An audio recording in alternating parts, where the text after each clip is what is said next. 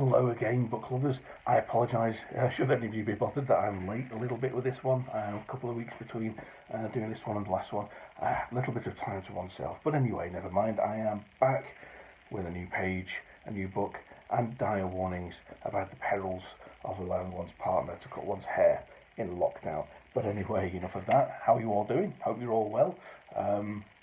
I must admit, I've had a couple of shaky days lately where things feel a little bit, oh my word, is this really still going on? But it is, and there's very little we can do about that other than keep safe. But one of the things I can do, and I think a lot of people can do to try and get through the other side of this in one piece, is reading. So I think it's a perfect time to do another review. Today's book. Now, last video, you'll recall, we didn't do a crime fiction book. And I said we will do another one today, and we are doing, but it's a very particular branch of crime fiction, one which I hadn't really come across before, certainly not in reading. I've seen a couple of films about similar nature, but certainly not from books. And it's opened me up to a new subgenre, if you like, climb fiction. Not climbing, not as in walls, but climb as in climate change. I don't know why I pronounce climate like that, but hey ho, there we are. And it's this book here, Blue Gold, by the gentleman that is Mr. David Barker, a gentleman of fine repute and an author of fine repute. It's fantastic. Blue Gold is the first of 3 books David's written so far, based around the premise of a world war for water.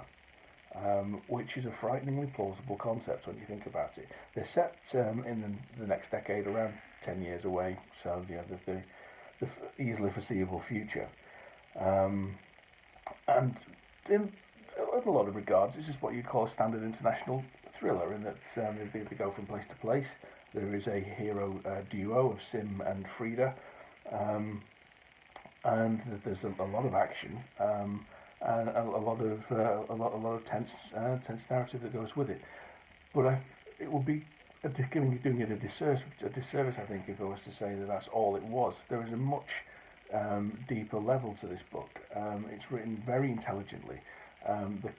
The scenario is plausible and frightening, and I think that the book's made better for just how plausible it sounds. And there's a real emotional depth to the characters and intelligence to their journey, which I think for me elevates this book to a higher level than a lot of thrillers that you will see out there. This is Blue Gold, the first book. The follow-up is, I believe, Rose Gold, and then White Gold tails it. I'm unsure if there's any more planned, but for now there's these 3, and they're all excellent. What I like about the central characters, Sim and Frida, just some intents and purposes, I suppose you could say that Sim, in particular, is an archetypal lead to drive the narrative forward.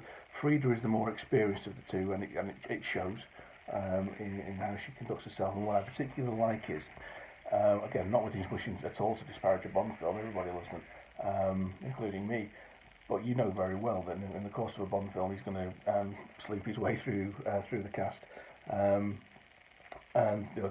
Bond and the leading lady will always get together, apart from actually I think one exception to that. It's not necessarily the case here. There is a sexual tension between them, and I think I think the story progresses much more smoothly, much more naturally, and also it's more interesting because of that. So it progresses well. You'll find it really, whatever you're looking for, you'll find it in this book. There's action, there's intelligence, there's politics, it's a frighteningly plausible scenario, and a very well written undercurrent of sex and romance. But anyway, without further ado, I want to tell you a little bit about David. Now, David is a very fine chap. I met him. I've known him for a while online, as it were. We were stablemates for a good number of years.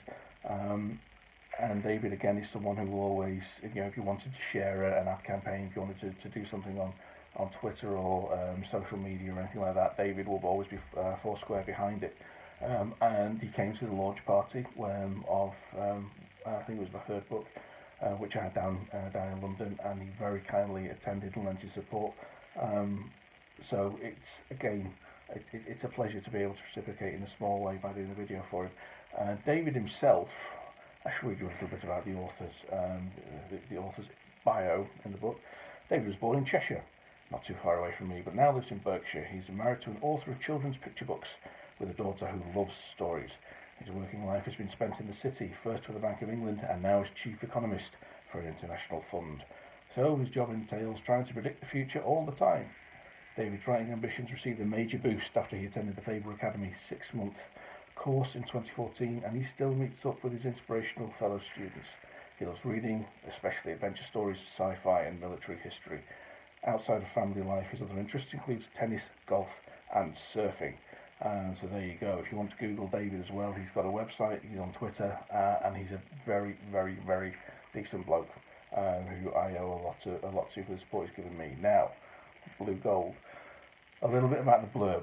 As I said, frighteningly real, but this is the background to the story. In a world war for water, who keeps the peace? The near future, climate change and geopolitical tension have given rise to a new international threat, a world war for water. This most vital of resources has become a precious commodity, and some will stop at nothing to control its flow. When a satellite disappears over Iceland, Sim Atkins thinks he knows why. He is given the chance to join the hallowed Overseas Division and hunt for the terrorists responsible, but his new partner, Frida Brightwell, is aggrieved to be stuck with a rookie on such a deadly mission. Frida's misgivings are well founded when their first assignment ends in disaster. A bomb destroys a valuable airship, and those responsible evade capture. Seeking redemption, the British agents follow the trail to a billionaire's tax haven in the middle of the Atlantic Ocean and uncover a web of deceit that threatens global war. Whom can they trust? As the world edges ever closer to destruction, Sim and Frida must put their lives on the line to prevent Armageddon and protect the future of Blue Gold. Fantastic. I'm seriously getting, I've read it before and I'm getting excited by reading the blurb. So, a random page. Here we go. So we're on to page 84.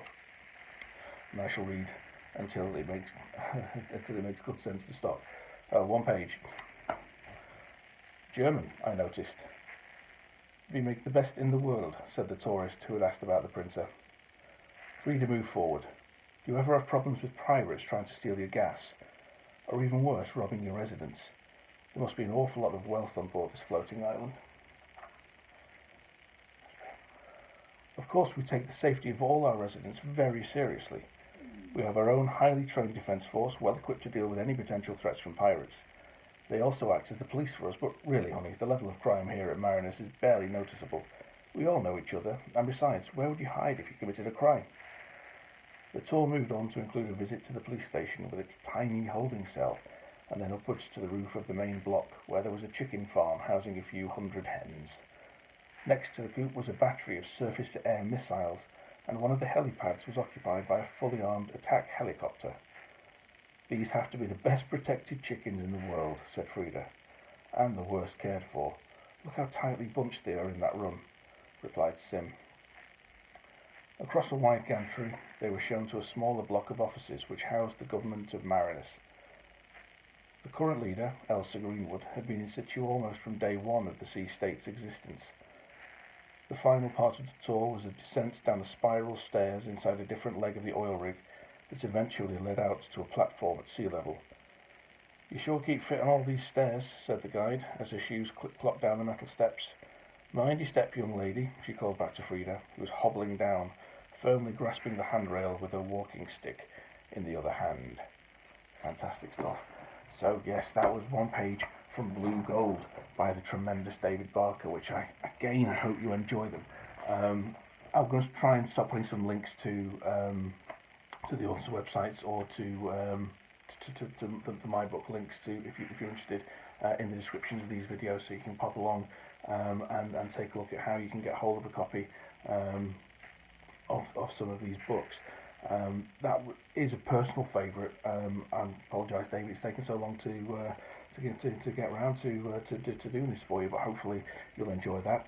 Thank you very much for tuning in, and apologies again for my slight delay in getting a new video up. I will aim to be back next week, whether you like it or not. In the meantime, take care, everyone. Stay safe. Cheers. Bye.